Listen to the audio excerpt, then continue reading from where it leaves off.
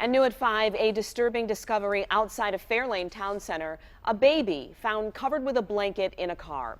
We're going to get straight to 7 Action News reporter Kimberly Craig. She's live at the scene. And Kim, do they know whose baby this is?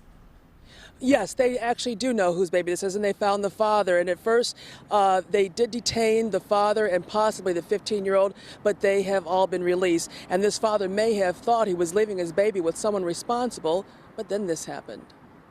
After we stood there for a few minutes watching, and we noticed like there was no adult and the doors weren't open on the car, but we could hear the baby crying. So that's when we assumed the baby was in there by itself. Friday afternoon, witnesses say a baby that appeared to be about a year old was left all alone in this gray Monte Carlo. The car was parked outside Fairlane Mall. No, while the baby was in the car, whoever left the baby, they didn't want the baby to be seen. Like a blanket over. So they had a blanket over him. At first, witnesses say the baby was covered with a blanket in the car. The windows were cracked and he was all alone. Then police began trying to open the door.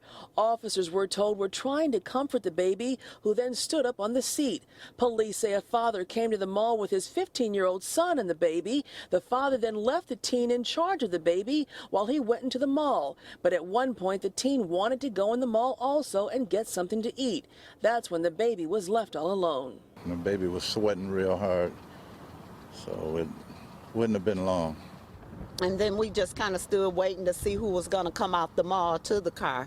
And finally we saw a guy come running out of the mall and tried to run over to the baby, but the cops got him first. It happens too much. It happens too much. People should learn from what they see before. Wish it would stop happening. And Dearborn police say this is a reminder, especially in warmer temperatures, that you must be responsible with kids in the car. Reporting live in Dearborn, Kimberly Craig, 7 Action News. Back to you. Thank you so much, Kim.